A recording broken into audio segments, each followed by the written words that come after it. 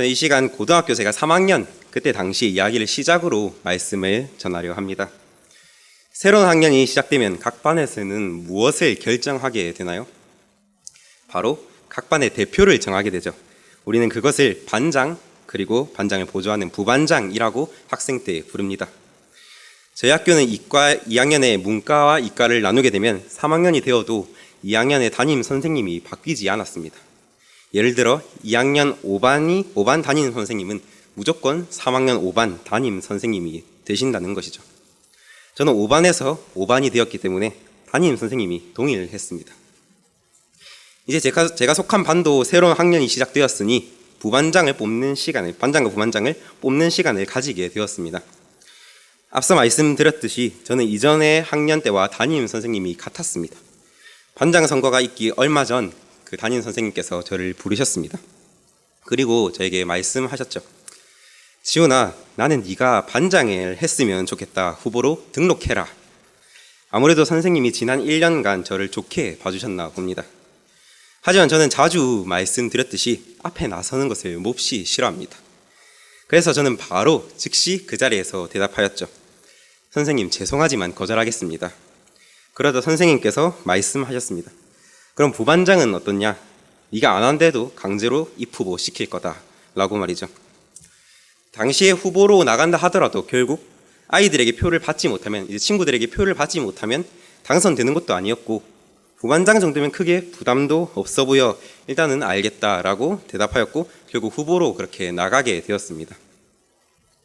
선거날이 다가오고 이제 후보들이 한 명씩 나오게 되어 부반장 후보로 반장과 부반장 후보로 총 5명이 나오게 되었는데, 후보들은 이제 앞에 나와서 다짐이나 포부 등을 말하는 시간이 있었습니다. 그때 이제 막상 제가 후보에 올라가게 되니까 괜히 이제 또 욕심이 나는 거죠. 괜히 다른 후보한테 지기 싫은 마음이 저의 마음에 생겼습니다. 그래서 열심히 한번 해보자라는 마음을 먹게 되었고, 그때 제가 했던 발언을 이 시간 한번 해보려고 합니다. 성도님들, 앞에 계신 서수관 목사님 한번 봐주시겠습니까? 네, 이게 바로 리더십입니다. 제가 부반장이 된다면 이렇게 모두가 한 마음으로 한 곳을 바라보며 나아가고 이끌도록 하겠습니다. 예, 그렇게 저는 이 한마디로 부반장이 되었습니다. 여러분, 리더가 무엇일까요? 바로 한 마음으로 한 곳을 바라보며 자신의 공동체를 끌고 나가는 자입니다. 즉, 공동체의 대표라는 것이죠. 리더가 잘못된 곳을 바라보면 그를 따르는 공동체도 함께 무너지고 결국 와해되고 마는 것입니다. 그만큼 리더의 자리가 중요한 것이죠. 오늘의 본문은 마태복음입니다. 흔히 우리는 마태복음을 유대인을 위한 복음서라고 이해를 하고 있습니다. 즉, 유대인들을 속된 말로 우쭈쭈하며 길을 살려주기 위한 복음서로 이해하고 있다는 것이죠. 하지만 실상은 딱히 그런 뉘앙스를 보이지 않습니다. 마태복음을 자세히 보시게 되면 유대인의 길을 살려주기보다 오히려 그들을 혼내는 듯한, 그들의 잘못을 깨우쳐주는 듯한 뉘앙스를 풍기고 있음을 보여줍니다. 예를 들면 마태복음 1장의 족보 이야기를 보시게 되면 유대인들의 수많은 왕들의 족보 중에 꽤 많은 왕들의 이름이 누락되어 있는 방면에 유대인들이 가장 혐오하는 이방인들과 그 중에서 특히 여성들의 이름은 족보에 명확하게 기록되어 있는 것을 알 수 있습니다. 그리고 또 하나 대표적인 본문이 바로 오늘 저희가 읽은 말씀입니다. 우리가 읽은 말씀은 가나안 여인, 다른 본문인 마가복음에 따르면 수로보니게 여인이라고 말합니다. 오늘 그 수로보니게 여인이란 여자가 오늘 말씀에 등장합니다.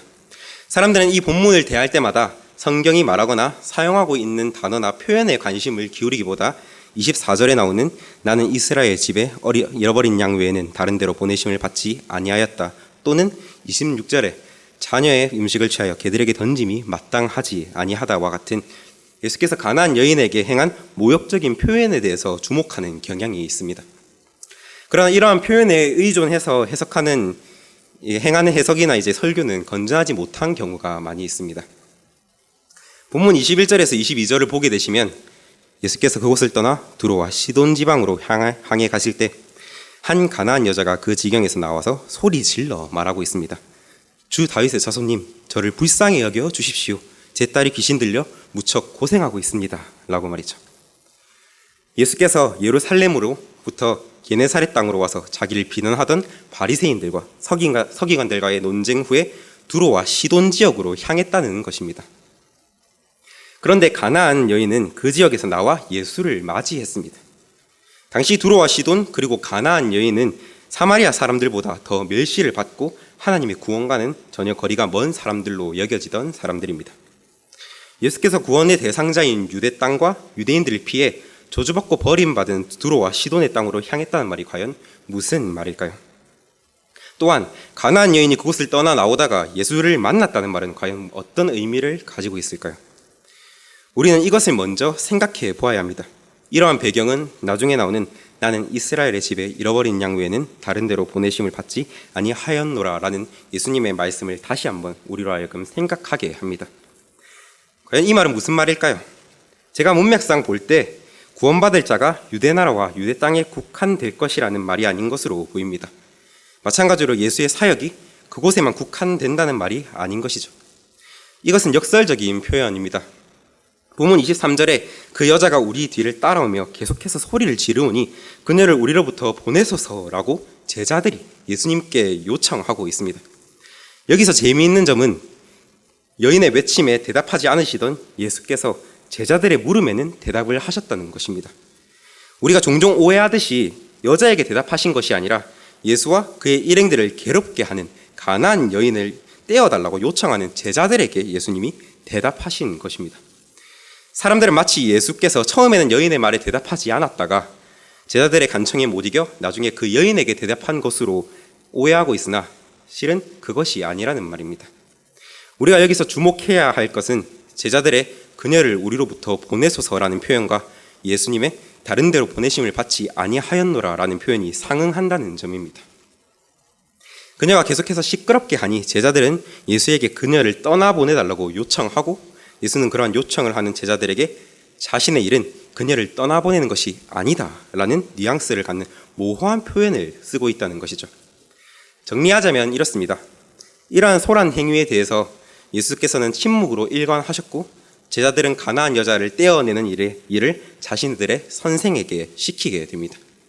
그랬더니 선생은 나는 이스라엘 집에 잃어버린 어린 양 외에는 다른 데로 보내심을 받지 아니하였다라는 자신의 임무만을 언급할 뿐 다른 행동은 일절 취하지 않으십니다. 제자들은 속으로 이렇게 말했을 수도 있습니다. 아니 이 시끄러운 여자 좀 다른 데로 보내달라고 했더니 무슨 뜬금없이 자기가 이스라엘에 잃어버린 어린 양에게만 보냄을 받았다는 이야기를 어째서 하고 계실까? 그 여자를 꾸짖고 쫓아내시고 싶지 않으신 걸까? 결국 그 여자가 예수님 앞에까지 와버렸잖아. 예수는 제자들과 했던 말을 이제 멀리서 고래고래 소리를 지르며 예수의 일행을 쫓아오던 가나안 여자가 예수님 앞에 도달하여 경배와 복종의 표시로 그에게 넙죽 엎드리며 말한 주님 나 좀 도와주세요 라는 그 말에 예수께서 제자들에게 했던 동일한 말을 가나안 여자에게 말씀해 주십니다. 자식들의 음식을 자식에게 주지 않고 집에서 키우는 강아지들에게 줄 수는 없어 라고 말이죠. 그러자 그녀도 지지 않고 예수께 대답합니다. 주님 옳습니다. 자식들의 음식을 집에서 키우는 강아지들에게 당연히 줄 수 없지요. 하지만 자식들이 먹다가 흘린 것은 집에서 키우는 강아지들에게 주는 것이 당연한 것 아닐까요? 여기서 언급되는 개들이라는 표현은 키나리오이스라는 헬라어입니다. 이 단어는 집에서 키우는 애완 강아지라는 의미입니다. 만약 우리가 그것을 일반적으로 우리가 오해하고 있듯이 떠돌아다니며 사람을 공격하고 지저분한 것들을 먹어치우는 들개라는 의미로 생각했다면 그것은 이 이야기를 오해하게 만들게 됩니다. 모두들 알다시피 들개는 그쪽 지역에서 지저분한 짐승들 중 하나로 여겨집니다. 그곳에서 들개를 만나면 돌을 던져 죽이는 것이 마땅하지 아무리 상에 떨어진 음식이라 할지라도 그것들에게 던져주지 않는 것이 유대지방 사람들이 생각하는 당연한 유대인과 그들의 관계입니다. 그러나 집에서 키우는 개는 그렇지 않죠. 지금의 우리처럼 사람들의 상전 노릇은 하고 있지 않더라도 주인과 비록 대등한 관계는 아닐지라도 걔도 한 울타리에 사는 식구라는 것입니다. 아무도 가나안 여인은 소와 양이 귀중하다면 집에서 키우는 이 강아지에게도 관심과 사랑을 당연히 베풀 수 있는 것 아닙니까? 라고 항변하고 있는 것으로 보입니다. 양들은 비록 밖에 있더라도 주인의 소유이며 한 식구고 귀중한 재산이기 때문입니다. 그런 관점에서 볼 때 이미 가나안 여인은 집안에 들어와 있었습니다.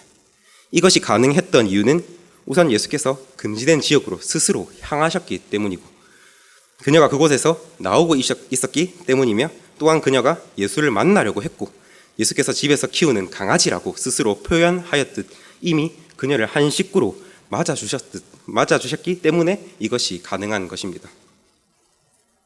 우리가 예수의 말씀 중에서 이스라엘 사람은 주인의 자녀로, 이방인들은 주인의 개로, 즉 인간 이하로 보았다고 생각하면 안 됩니다.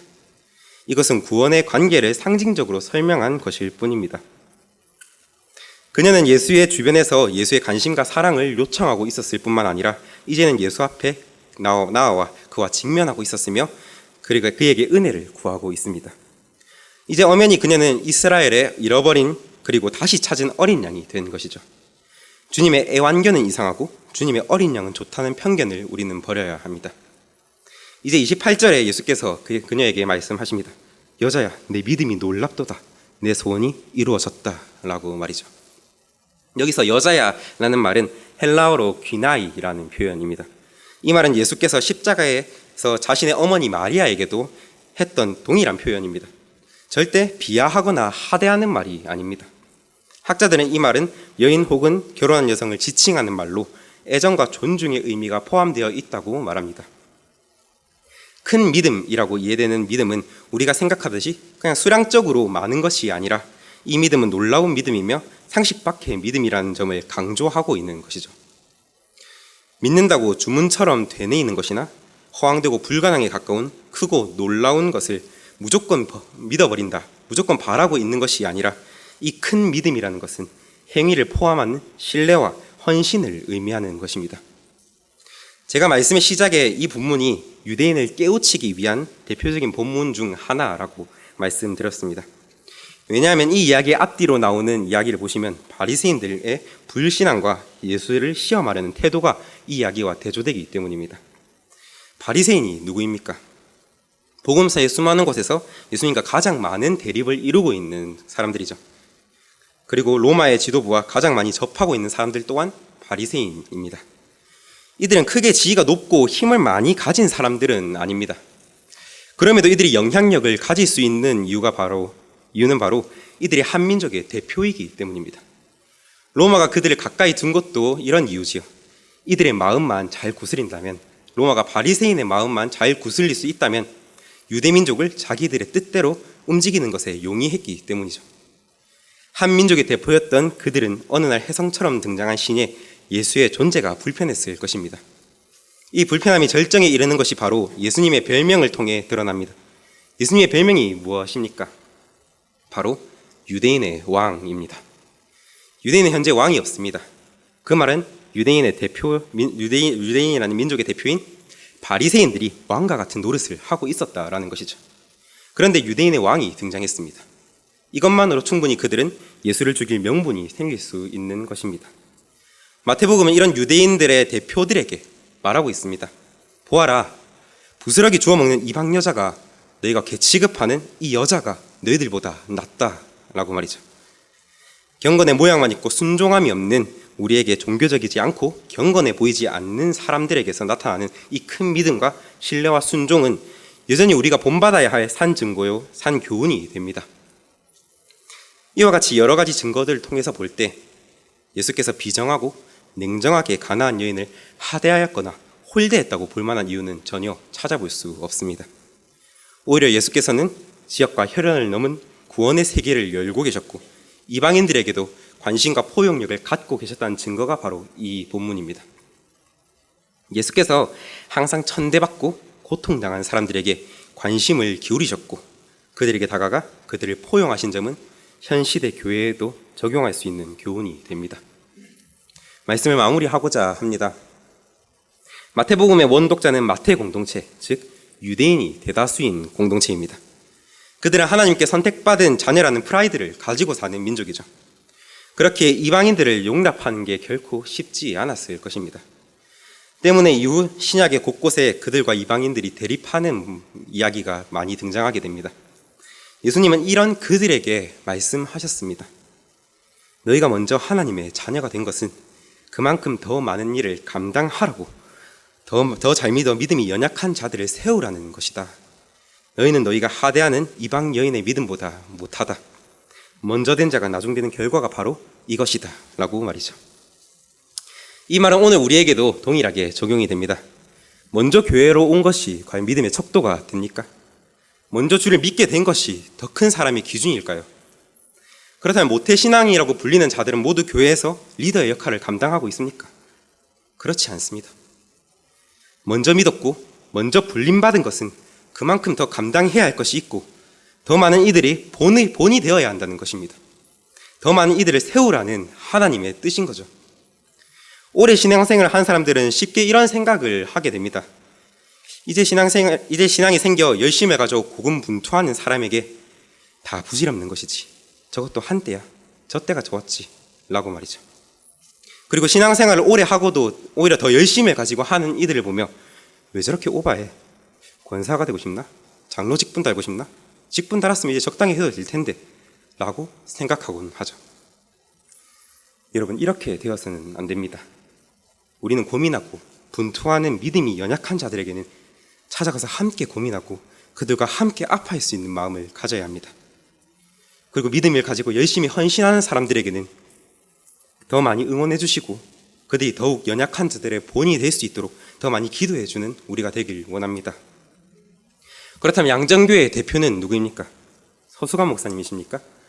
여기 계신 장로님들이실까요? 그렇지 않습니다. 바로 여기 계신 모든 성도님들이 양정교회의 대표가 되십니다. 그리고 그리스도인들의 대표가 됩니다. 우리는 주께 받은 이 직분을 잘 감당해야 합니다. 경건의 모양만 남아 믿음이 연약한 자들을, 천대받고 고통받는 자들을 하대하는 것이 아니라 오히려 그들에게 관심을 기울이고 그들에게 다가가 그들을 포용하신 예수님과 같이 행동해야 하는 것이죠. 혹여나 여기 계신 성도님들 가운데 불화나 아픔은 있지 않으십니까? 서로 불신하고 내 것만치 않은 이기적인 마음을 가지고 계시지는 않습니까? 그러한 마음을 가지고 계시다면 이 시간 모두 털어버리고 서로 사랑하시길 바랍니다. 우리의 그 모습이 결국 양정교회를 나타내게 되고 우리가 믿는 예수님을 믿지 않는 자들에게 비춰주게 됩니다. 사랑하는 양정교회 성도님들, 우리는 남을 낮게 여기는 것이 아니라 나보다 남을 낮게 여기는 자들이 되길 원합니다. 우리는 교회의 리더이고 그리스도의 얼굴입니다. 주께서 교회를 향하신 마음은 순종과 섬김입니다. 우리 성도님들 한 사람 한 사람이 주의 교회, 주의 영광을 드러내는 자가 되어 각자 받은 직분을 잘 감당함으로써 정말로 우리 양정교회가 한국교회의 희망이 되길 소망합니다. 주께서 부름받은 우리 양정교회에 주께서 자기 뜻을 보이시고 그런 주님을 닮아가는 우리가 되길 주님의 이름으로 축복합니다.